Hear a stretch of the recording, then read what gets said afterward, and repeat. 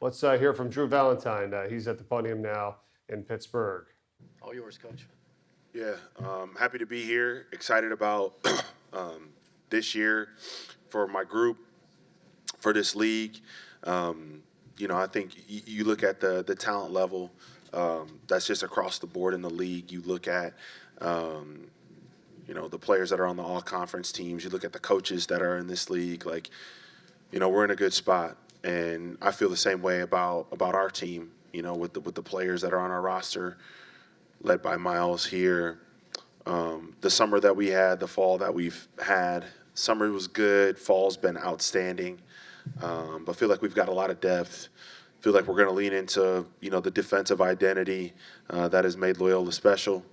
Feels like offense will be similar to what we've kind of always done in one big with some being greater than each individual part.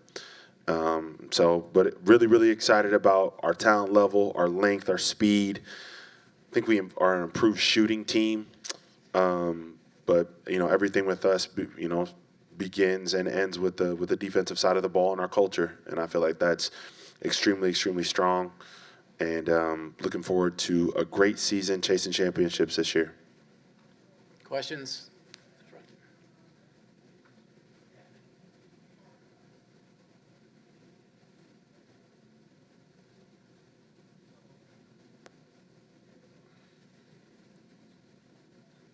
Jack Morgan, A10 Talk. Miles, you were named to not just the All Conference first team here in the preseason, but also the All Defensive team.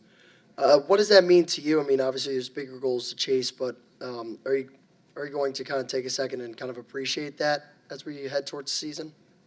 I appreciate it. I appreciate the awards, preseason awards. But that's really not my main focus for this year. My main focus is really trying to win a championship with my team and try to make it to the tournament this year, play against big competition in there. Drew, this is Nick Fernbaugh from Fern Visuals. Describe the impact of having someone like Miles Rubin, as he's one of just three players in the entire A10 to average two or more blocks a game. Yeah, I mean, I think his rim protection gets talked about, but I think what makes Miles a pro, what makes him so unique is not only can he sit him back that way, but he's rangy, he's fast enough, he's got quick feet to where he can switch and keep guards in front. And not that that's our primary thing that we want to do defensively. We want to keep him at the rim as much as possible, because he is elite. I mean, to do what he's done in his career so far, second all time in our program's history in blocks, and we'll hopefully pass that here very quickly. Number one in blocks his freshman year, number 9 last year rate. But what makes him special is his range, his feet. And then what also makes Miles special is his mentality and desire towards being great, and his humility and how humble he is.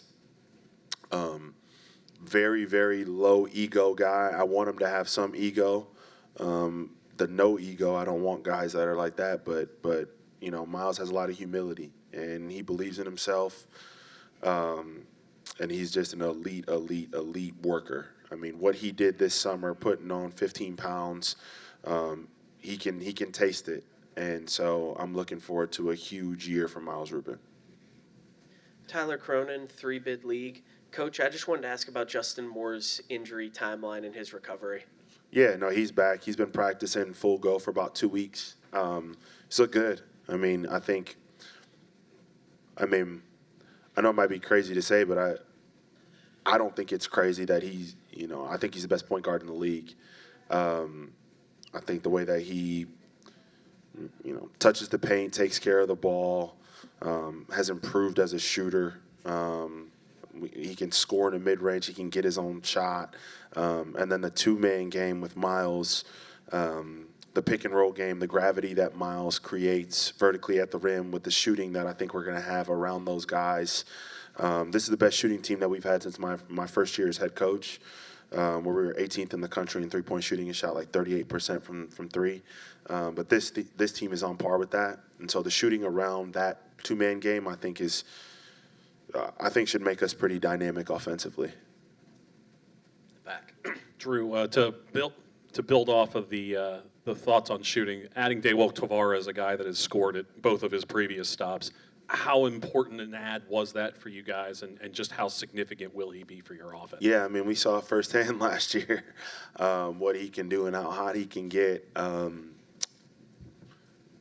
I think it's his combination of ability to,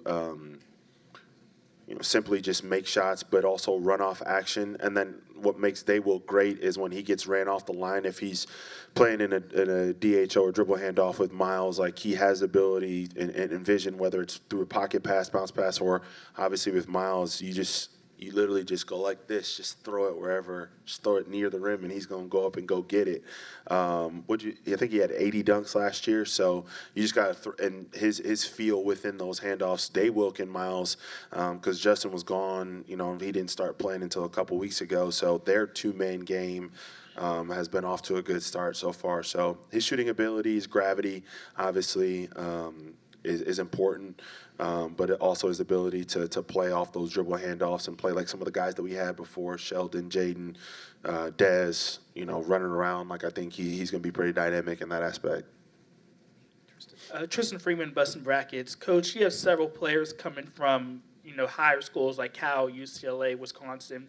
In the portal era, what is your approach in recruiting those kind of guys where you have to avoid overselling a role, but also want to get talented players who have a chance to be breakout players? Yeah, I think something that's been critical for our program's success is the truth telling in recruiting. I think that if you just set the expectation, then it's up to that person if they want to make the decision to be a part of what you got. But I think our sell is very appealing for transfers. 2 years ago when we shared the championship with Richmond in 2024, we're the only school in the country that have 3 all-league players that were transfers, and which is incredibly unique that you see that. And so the guys that we pick, I think we've taken guys like a Phil Alston that maybe somebody didn't. Or a lot of people didn't know about, but turned into an all-league player. Des Watson, that wasn't an all-league player in our league, but then we got him and we saw, we had a vision for him. So I think we've been very, very intentional with who we've targeted. Those people to fill certain roles and play like a higher level version of players that have played that role in that position before them. Like Josh Joseph and Xavier Amos are, more talented versions of Phil Alston or here Ugwak and, so on and so forth. So, I feel pretty good about who we've added, and I think why we've been able to retain our guys at a decently high level is because we tell them the truth and don't overpromise in recruiting. Zach.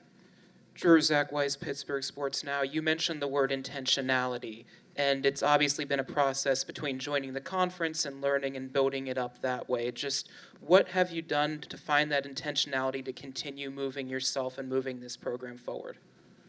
I mean, I think it's just obviously like understanding what it takes to win at the end of the day, and I think just attacking that process every single day and not skipping steps and not just thinking too long term and just focusing on the day-to-day, what that looks like is what we're all about, and Miles will tell you that too. Like, you got to be an everyday guy.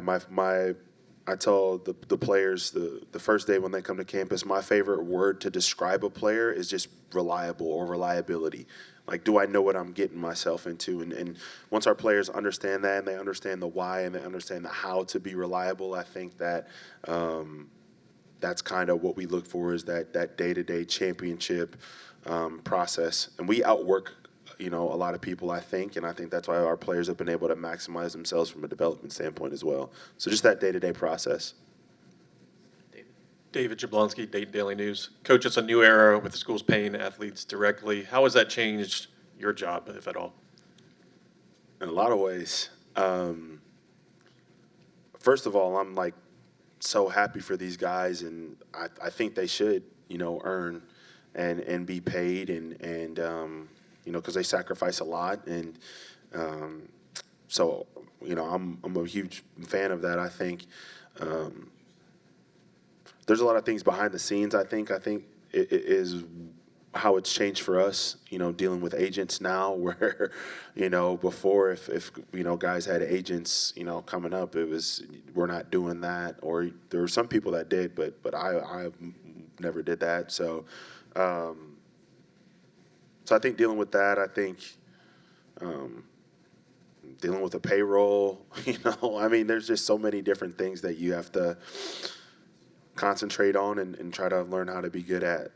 But again, I'm excited for these guys that they get to, earn based on their abilities and their talent.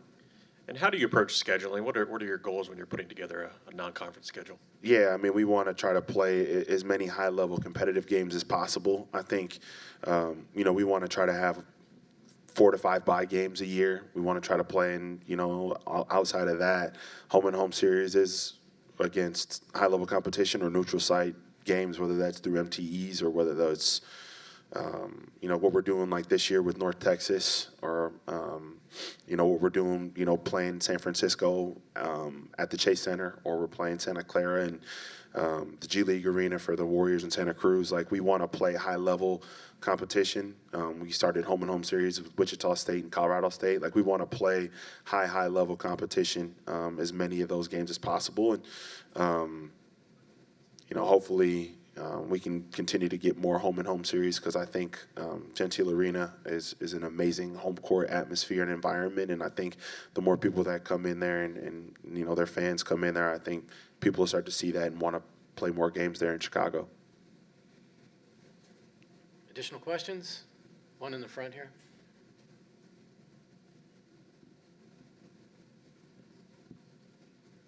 For Miles, you're one of several big men who realistically, if wanted to, could have been highly touted in the portal. But what is it about the A10 that makes it not only a destination place for big men to come, but also a place where players want to stay? I feel like it's a good place.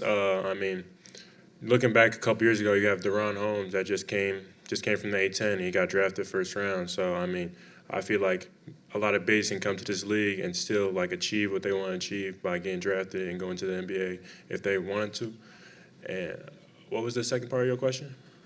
Just a place for players to not only want to not go to the portal, but also ultimately just stay for as long as possible.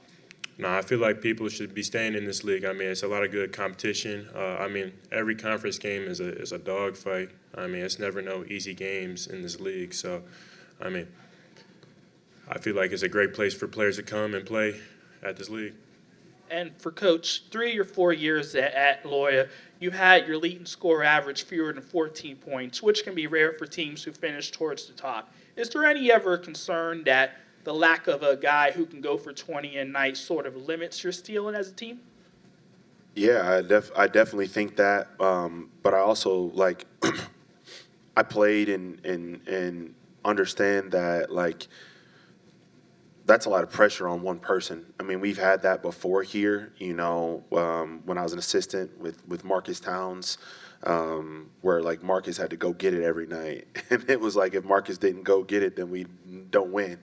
Especially, trying to advance. And it's great to have like a star player. My brother was, player of the year in the country. So but like his team was really good. Like if he didn't have it, like Brent Forbes might go for 30, on one of the nights. And so I'm more of a believer in that. And kind of how we did it, the Final Four year was different guys, different nights. And so that's the culture here. That's what's been established. And, I've remained with that. I do think we do have guys that can do that. Like, I think I talked about it with Justin Moore. Like, I think, him and Cade Dotson are both Daewoo Tavares. Like, those guys are explosive scorers and very dynamic, especially Justin and Cade with the ball in their hands. So I do think between those two, Justin will be, I think the guy to start, and hopefully we can, guide Cade along and he can turn into that. But those two guys, I think, as far as like give him the ball and get out the way. And like the year we won the championship, it wasn't 30, but late game. Who were we going to your freshman year? Late game? What, Dame? Yeah, we had Damon Delican that was a different look, or we had Krutwig, who's 16 years. So I think Miles is going to be able to do some of that this year from a ball handling perspective. So I think we kind of got three different guys that we're kind of envisioning as the guys that can be shot creators for us late game. All right, thank you, Coach. Thank you, Miles. On to your next stop. Yeah, thank you, guys. Thank you. Yeah, they're all over it. I mean, that's exactly what happened last year. I mean, you look at the numbers. Jaden Dawson was the leading scorer at 13.9 points a game. Now, he's at Kansas. He just went there. Des Watson is done, and Sheldon Edwards is done. And there's Miles Rubin, who we just saw at 9.6 points a game, 5.5 rebounds, he had 85 blocks, and he shot 71% from the field. Yeah. But that's a great point. If you're having an off night, and I saw it a couple times last year, if their top scorers only got like 4 points, they're still winning the game. Or they're Right. still close. It's like, yeah, because you have a lot of other contributors and it's not just one guy. Absolutely, but you also have 80 dunks by Miles, right? Yeah. So he was amazing on the offensive side, but he's also a two-time defensive team member in the A-10. So he's a two-way guy. He's going to give you energy and effort on both sides of the court, and that's what you want to see, right? Because that's going to breed everyone else wanting to do the same thing in terms of impacting the game in a solid way.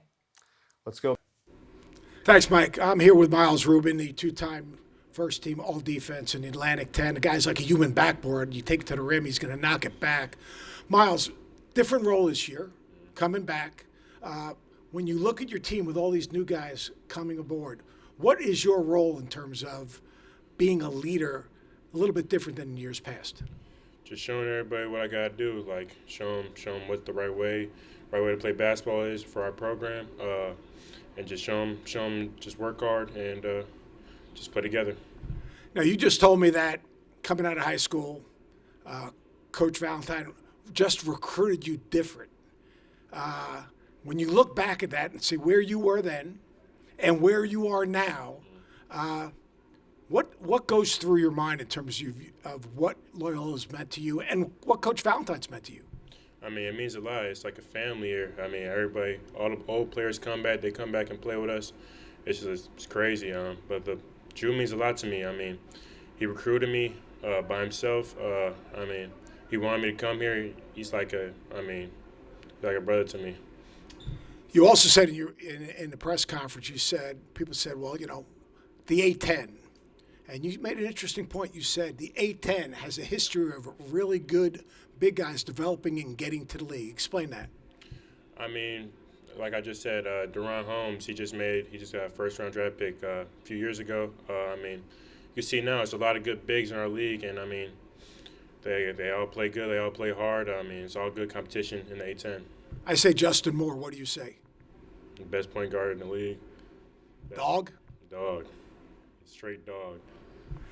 Justin Moore's a straight dog, and this guy's a human backboard. That's pretty good, Mike. Loyola's the real deal. Yeah, they really are, Seth. You called it. And it's great that Miles has stuck around. I mean, he's from Chicago. I mean, his legacy there. And then he can get to where he wants to go from right where he's at. I mean, that's what he recognizes. So it's good for him. Absolutely. I mean, you have staying power and you gain that consistency of excellence by just staying with plays and stacking those possessions. So, I mean, again, with those, what did you say, 85 blocks and the 80 dunks, and, he's being recognized for his defensive prowess. So you have to shake it.